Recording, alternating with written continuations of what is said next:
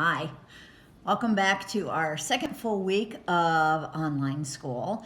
We do have the rest of this month, and then we've got all of April still to go that we know we are definitely online, and then we'll see what happens after that. But this is your next week of vocabulary words. There is practice that is up in the classroom for every day for you to keep up with your vocabulary. And I'm having you do it in lots of different ways to keep it less boring than just writing the definitions. But from your own experience, you know that touching those vocabulary words every day, doing something with them every day is how you learn. So let's go ahead and do a review of the words we picked up last week, and then let's look at the new words. As we are going through the review words, make sure that you take the time when I'm paused to think of the definition in your head. If you need longer to think than I'm allowing you, pause the video in between. This is one of the bonuses of being online. You can pause the video. Add the new vocabulary words to your notes, and then you're going to write a meaningful sentence for 3 of them. I have specified which 3 to write meaningful sentences for, so make sure you look for that. Okay, let's get on with the review. Our very first review word is disconsolate.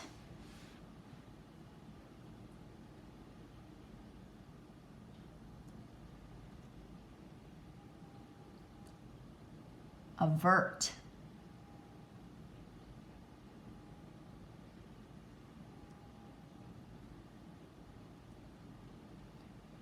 Nostalgic.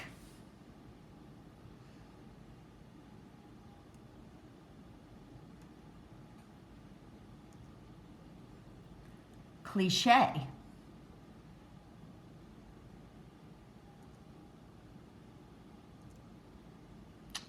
And this brings us to our brand new words, so get ready to write these ones down. Our first new word is the word sniveling. And I've got this image up here. This is a Pokemon, and that Pokemon is sniveling. I've got a couple sample sentences for you to figure out the meaning from context, as well as to use as models for your meaningful sentence. And again, these are all coming from The Handmaid's Tale. Craig walked into the fight with strength, confidence, and bravado, but walked back sniveling, shaking, and whimpering. I would rather you just threw a full temper tantrum and got all of your crying and screaming out rather than following me around sniveling all afternoon. We expect small children to sniff, whine, and cry when they don't get what they want, but to witness an adult woman sniveling is just embarrassing. Okay, so think about what sniveling might mean. Sniveling is crying and sniffing in a fearful or whiny way. So it's not like you're crying because you're actually hurt or crying out of just frustration where you're having that angry cry. This is that ongoing walking around whining and sniffing and partway crying. Our next new word is frivolous, and I've got this picture of this woman with many shopping bags. Karen spent a lot of her money on frivolous clothes she didn't need.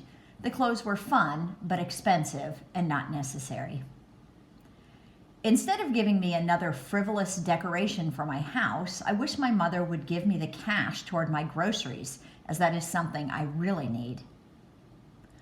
I understand that you needed a new car, but buying the expensive sports car was just frivolous. You can't even fit your dog inside with you. So think about what frivolous might mean.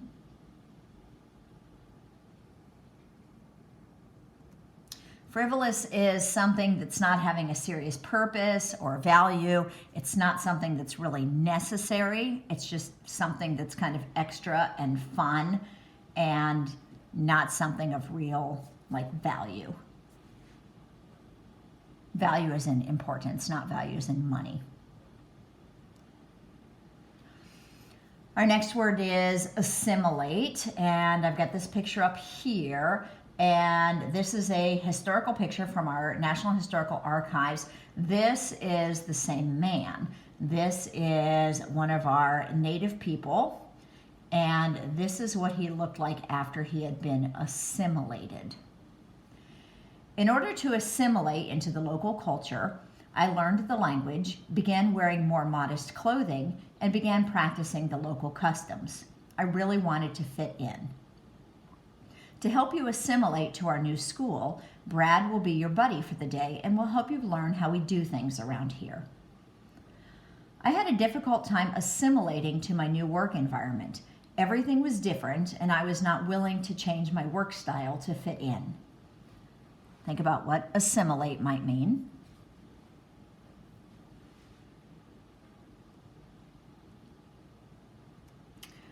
To assimilate is to take in information and change to be more alike.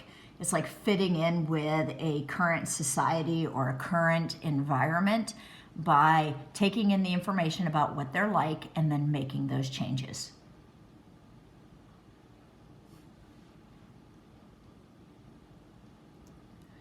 Our next new word is plausible. And the image I have up here has a spaceship and a guy in a car getting sucked into it. And this one says not plausible. I suppose it is plausible that you could save enough money for a trip to Ireland. It will be hard, but you do have a good savings plan. I really don't think your theory about alien abductions is plausible. It seems like sleep paralysis or nightmares are a more reasonable explanation for your experience. It is very plausible that you will get this job. Your experience and positive attitude make you the best candidate. So what do you think it means if something is plausible?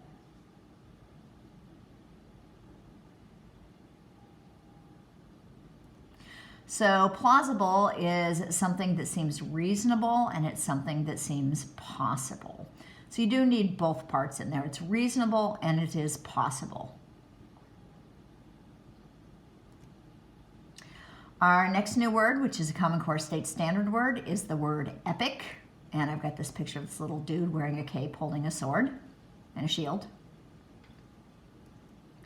An epic is a long poem narrating the deeds and adventures of heroic or legendary figures or the history of a nation. So you could read an epic, it's a poem. You could read an epic that is about a history, or you could read an epic about a hero. A long poem narrating the deeds and adventures of heroic or legendary figures or the history of a nation. But both of them are long poems.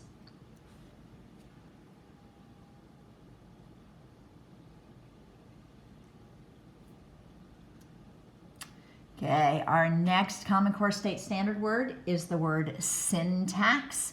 And this is actually an image from the novel we read last year, I Am the Messenger, for those of you who were with me last year for this novel. And it says, we only sit there now, Audrey and me, and discomfort squeezed in between us. She soon says, you're my best friend, Ed. I know.